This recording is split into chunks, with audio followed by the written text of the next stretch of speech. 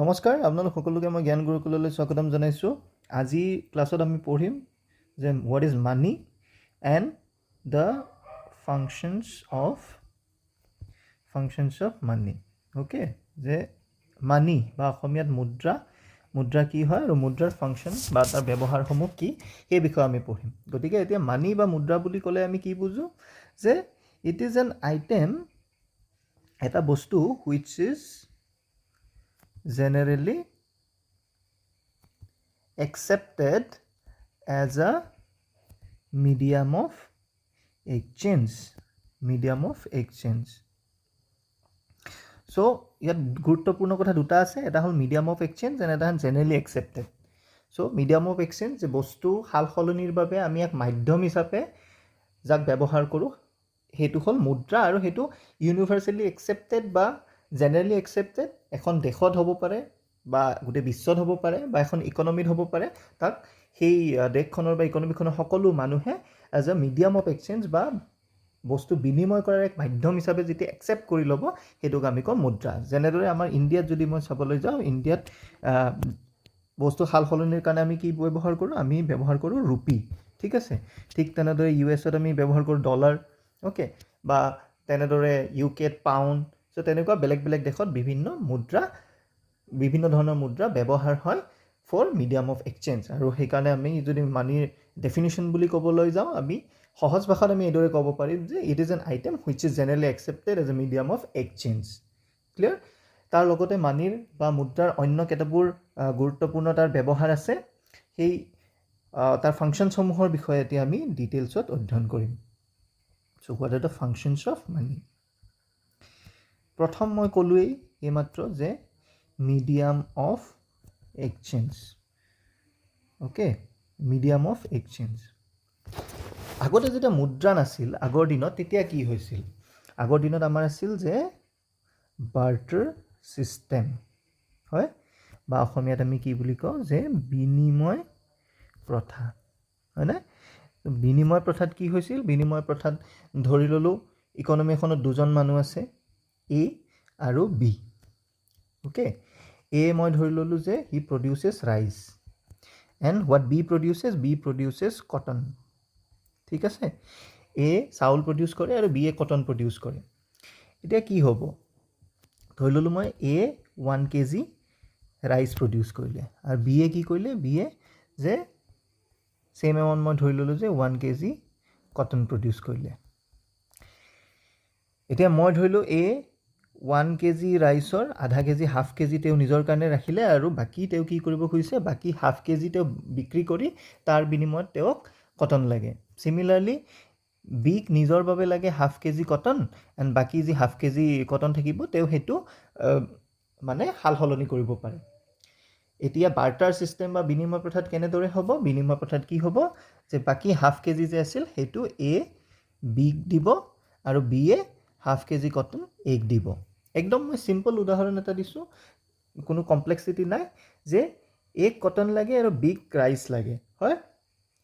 গতিকে দুইটাই নিজৰ মাজত সাল সলনি কৰি ল'ব, হয়। ইয়াত কোনো মুদ্ৰাৰ ব্যৱহাৰ নাই, কাৰণ তেতিয়া মুদ্ৰা আৱিষ্কাৰ হোৱা নাছিল। এইটো আছিল চিম্পল যিটো বিনিময় প্ৰথা বা বাৰ্টাৰ ছিষ্টেম। এতিয়া মুদ্ৰা অহাৰ লগে লগে কি হ'ল? মুদ্ৰা অহাৰ লগে লগে আমাৰ এই সাল সলনি বা বিনিময়ৰ যি মাধ্যম, সেই মাধ্যমৰ ঠাইটো কিহে ল'লে? মুদ্ৰাই ল'লে বা মানিয়ে ল'লে। এতিয়া আমি কি কৰিম যে মই যদি মই ছাপ'জ 1 kg ৰাইচ বজাৰত বিক্ৰী কৰিব খুজিছোঁ, তেতিয়া মই কি কৰিম যে মই গৈ মাৰ্কেটত যিটো মাৰ্কেট ৰেট আছে চাউলৰ যি দাম, সেই দামত বজাৰত চাউল বিক্ৰী কৰি দিম। ধৰি ল'লোঁ মই 1 kg ৰাইচ মই মাৰ্কেটত বিক্ৰী কৰিব গৈছোঁ, আন এজন মানুহ সেই B হ'ল। তো B মোক কিমান দিলে? মই ধৰিলোঁ 60 টকা দিলে, হয়। 60 টকা B মোক দিলে, এণ্ড তাৰ বিনিময়ত মই কি কৰিলোঁ? মই 1 kg ৰাইচ Bক বিক্ৰী কৰি দিলোঁ। এতিয়া এই যে 60 টকা মই Bৰ পৰা পালোঁ, যে Bৰ পৰা 60 টকা এটা পালে, এইটোৰে মই এতিয়া কি কৰিব পাৰিম? মই এই 60 টকাৰে অন্য এজন মানুহ Cৰ পৰা মই কি কৰিব পাৰোঁ? লেটছ চে কটন কিনি ল'ব পাৰোঁ, হয়। কটন মই এতিয়া Cৰ পৰা কিনি ল'ব পাৰোঁ। আৰু নট নেচেচাৰিলি যে বস্তু ছাপ'জ 1 কেজি ৰাইচৰ দাম যদি 60 টকা আছিল কটনৰ দামো 60 টকাই হ'ব লাগিব গতিকে যিটো দাম হ'ব এই 60 টকাৰ সেই হয়তো গোটেই 60 টকা বা মই ধৰিলোঁ যে কটনৰ দাম 50 টকা পাৰ কেজি তো 50 টকাৰে মই কটন কিনি ল'ম হয় আগত যিটো মই ডাইৰেক্টলি এক্সচেঞ্জ কৰিছিলোঁ চাউলৰ লগত যিদৰে মই কটন ডাইৰেক্টলি এক্সচেঞ্জ কৰিছিলোঁ এতিয়া সেইটো সলনি হয় তাত এটা মাজত এটা মাধ্যম এটা আহি গ'ল সেই মাধ্যমটো কি এই মাধ্যমটো হ'ল এই ৰুপি ঠিক আছে ৰুপি ইজ নাথিং বাট আ ফৰ্ম অফ মানি হয়নে আ form of money like many আদাৰ ফৰ্মছ অফ মানি বেলেগ বেলেগ দেশত যেনেকৈ ডলাৰ আছে বা পাউণ্ড আছে মই যিটো ক'লোঁ ঠিক তেনেদৰে ইণ্ডিয়াত মই ধৰি ল'লোঁ যে ৰুপি চ' টকাৰ সহায়ত আমি এক্সচেঞ্জ কৰিলোঁ so' that is the first function of money যে medium of exchange clear next what is the second function of money এটা হ'ব যে আমাৰ it acts as a unit of account বা ইউনিট অফ মেজাৰমেণ্ট আগত কি হৈছিল যেতিয়া আমি বস্তু এটা আছেই ৰাইচ এণ্ড কটন মই এক্সচেঞ্জ কৰিছিলোঁ কোনো স্পেচিফিক মেজাৰমেণ্ট নাছিল যে কিমান কেজি ৰাইচ বা কিমান এমাউণ্ট অফ ৰাইচৰ বিনিময়ত আমি কিমান এমাউণ্ট অফ কটন পাব পাৰোঁ ঠিক আছে একজেক্ট তাৰ এটা মেজাৰমেণ্ট নাছিল টকা অহাৰ লগে লগে বা মুদ্ৰা অহাৰ লগে লগে কি হ'ল সেই যে 1 কেজি ৰাইচৰ মূল্য কিমান 1 কেজি চাউলৰ মূল্য কিমান বা 1 কেজি কটনৰ মূল্য কিমান সেইটো আমি ডিটাৰমাইন কৰিব পৰা হ'লোঁ হয় মই যদি এতিয়া বেলেগ এটা উদাহৰণ লওঁ ছাপ'জ যে পেন এণ্ড পেঞ্চিল ঠিক আছে পেন এণ্ড পেঞ্চিল এতিয়া প্ৰতিটো বস্তুৰ মূল্য নিৰ্ধাৰণ কৰা থাকে যে কলম এটাৰ দাম কিমান ধৰি ল'লোঁ 10 টকা হয়নে পেঞ্চিল এডালৰ মূল্য কিমান ধৰি ল'লোঁ 2 টকা হয় যে কলমটোৰ দাম 10 টকা আৰু পেঞ্চিল এডালৰ দাম 2 টকা এইটো কি এইটোৱে নিৰ্ধাৰণ কৰিলে কি যে কলম এটাৰ মূল্য কিমান বা পেঞ্চিলডালৰ মূল্য কিমান সেইটো একমাত্ৰ সম্ভৱ হ'ল কাৰণ তাক আমি এটা স্পেচিফিক ইউনিটেৰে মেজাৰ কৰিব পাৰিছোঁ এই স্পেচিফিক ইউনিটটো কি ডেট ইজ মানি বা in this cash it is rupee হয়নে এন ইউনিট অফ ৰুপিৰে আমি তাৰ মূল্যটো নিৰ্ধাৰণ কৰিব পাৰিছোঁ যে পেঞ্চিল এডাল কিনিবলৈ আমাক কিমান তাৰ পেঞ্চিল এডালৰ ভেলুটো কিমান it is 2 units of rupee ঠিক আছে ঠিক তেনেদৰে পেন এটা কিনিবলৈ তাৰ মূল্যটো কিমান তাৰ মূল্যটো হ'ল 10 ইউনিটছ অফ ৰুপি হয় so' in this way with the help of money we can measure the value of a particular thing বস্তু এটাৰ মূল্যটো আমি নিৰ্ধাৰণ কৰিব পাৰোঁ ক্লিয়াৰ এইখিনিতে আৰু এটা কথা কৈ দিওঁ যদি আমি নিৰ্ধাৰণ কৰিব লাগে যে এটা ইউনিট অফ মানি তাৰ মূল্য কিমান তাক আমি এনেদৰে নিৰ্ধাৰণ কৰিব পাৰোঁ যে suppose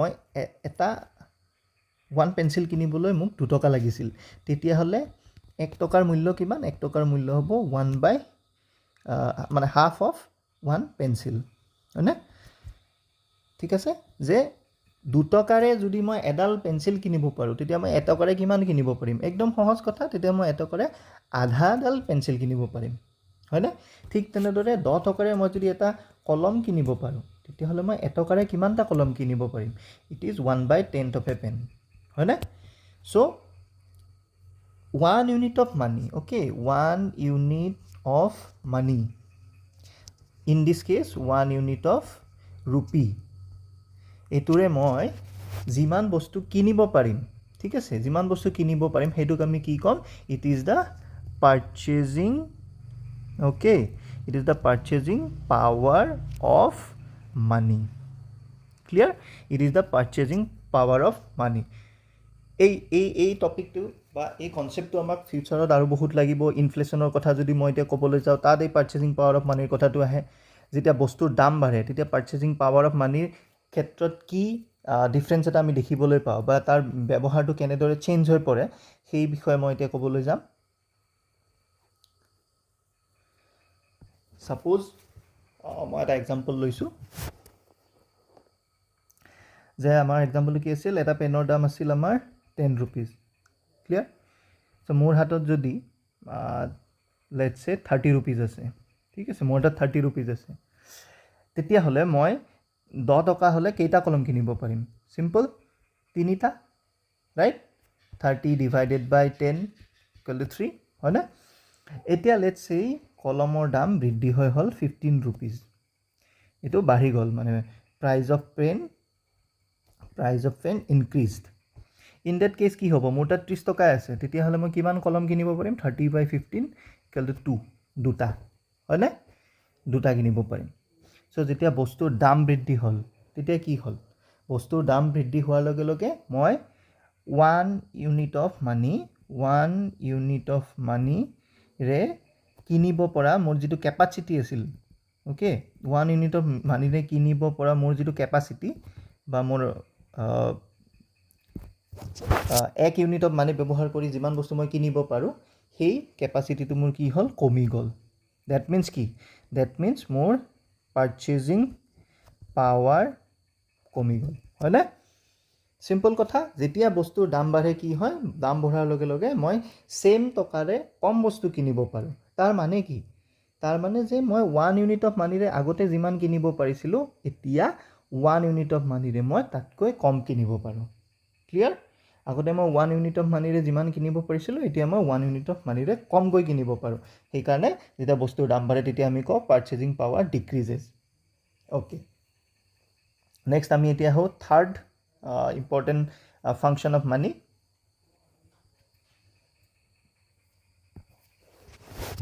what is the third point? So' আমি পঢ়িলোঁ money is used as a medium of exchange, it used as a unit of measurement or unit of account. Then তাৰপিছত কি, আনহাতে আমি Manik we can use it as a for store of value. এতিয়া আগত এটা কি প্ৰব্লেম হৈছিল, যে ছাপ'জ মই এটা সময়ত মই চাউল প্ৰডিউচ কৰিলোঁ, ৰাইচেই মই 100 kg প্ৰডিউচ কৰিলোঁ, ঠিক আছে? এতিয়া কাৰেণ্টলি মোক বৰ্তমান সময়ত মই ধৰি ল'লোঁ যে মোক 5 kg ৰাইচ লাগে, অ'কে? এতিয়া মোক ব্যৱহাৰৰ কাৰণে 5 kg ৰাইচ লাগে। বাকী যে 95 kg আছে, এইটো মই ষ্ট'ৰ কৰি থ'ব বিচাৰোঁ। I want to store this. Clear? কিয় ষ্ট'ৰ কৰি দিব বিচাৰোঁ, যে ফিউচাৰত মই তাক ব্যৱহাৰ কৰিম, হয়? গতিকে তাক মই ষ্ট'ৰ কৰি থ'ব বিচাৰোঁ। কিন্তু এতিয়া ৰাইচটো যদি মই চাওঁ, it is a perishable item. বহুদিনলৈ যদি তাক মই এনেই থৈ দিওঁ, ধানখিনি বা চাউলখিনি সি নিজে নিজে বেয়া হৈ যাব। এটা সময়লৈকে হয়তো থাকিব, তাৰপিছত সি বেয়া হৈ যাব, ঠিক আছে? চ' এতিয়া আমি কি কৰিব পাৰোঁ, যেতিয়া টকাৰ কনচেপ্টটো আহিল, যেতিয়া মুদ্ৰাৰ কনচেপ্টটো আহিল, মানিৰ কনচেপ্ট আহিল, এতিয়া মই কি কৰিব পাৰোঁ, যে 5 kg ৰাইচ মই মোৰ লগত ৰাখিলোঁ, বাকী 95 kg মই বিক্ৰী কৰি দিলোঁ, okay? I sold it in the market, ঠিক আছে? লেটছ চে 10 rupees per kg, ঠিক আছে? 10 rupees per kg। মই তেতিয়া কি হ'ল, 10 টকাকৈ পাৰ কেজি যদি মাৰ্কেটত বিক্ৰী কৰি দিলোঁ, মই 9,500 টকা, অ'কে, 950 টকা, অ'কে, 10 টকাকৈ যদি মই 95 kg ৰাইচ বিক্ৰী কৰিলোঁ, মই 950 টকা এটা পালোঁ, হয়নে? চ' এই পইচাটো মই এতিয়া ষ্ট'ৰ কৰি থ'ব পাৰোঁ কিন্তু, ঠিক আছে? এইটো ইম্পৰ্টেণ্ট কথা। মই চাউলটো ষ্ট'ৰ কৰি থ'ব নোৱাৰোঁ বহুত দিনলৈ, কিন্তু এই যে তাক যে মানিলৈ মই কনভাৰ্ট কৰি ল'লোঁ, মোৰ যিটো আইটেম আছিল, বস্তু আছিল, প্ৰডিউচ যিটো আইটেম আছিল, সেইটো যে মই বিক্ৰী কৰি তাক মানিৰ ফৰ্মত কনভাৰ্ট কৰি ল'লোঁ, সেই মানিটো বা টকাটো মই এতিয়া ষ্ট'ৰ কৰি থ'ব পাৰিম। যেতিয়া মোক প্ৰয়োজন হ'ব, প্ৰয়োজন সাপেক্ষে মই এই টকাৰ পৰা মোক যেতিয়া চাউল লাগিব, তেতিয়া মই নিজে কিনি ল'ব পাৰিম, হয়নে? ৱেনেভাৰ আই নিড ৰাইচ, মই কি কৰিব পাৰিম, এই 950 টকাৰ পৰা এতিয়া মই কিনি ল'ব পাৰিম।